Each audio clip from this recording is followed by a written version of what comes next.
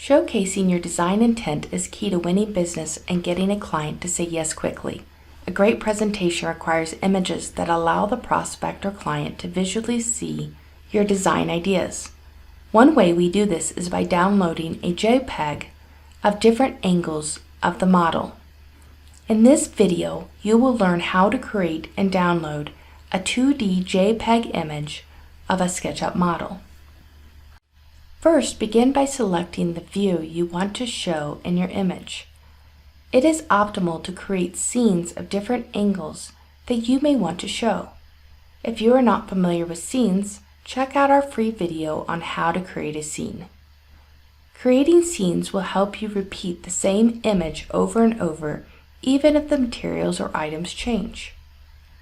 In this model, I have created two scenes.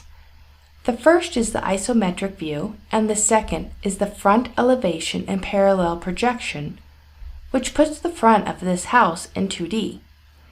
To create a JPEG, I will click on the ISO scene. Next, I will go to File, go to Export, and then over to 2D Graphic. This will allow me to name it and save it. I hit Export, and now it will be in my file I wanted to save it to. To download the elevation, I click the scene and go through the same process. Click on the File menu, go to Export, 2D Graphic, and go ahead and save the same thing. Rename it, and then say Export. You'll see here that there's actually an option button that allows you to slightly customize your image. Once you're done, hit Export. This concludes this video on creating and downloading a 2D JPEG image of your model.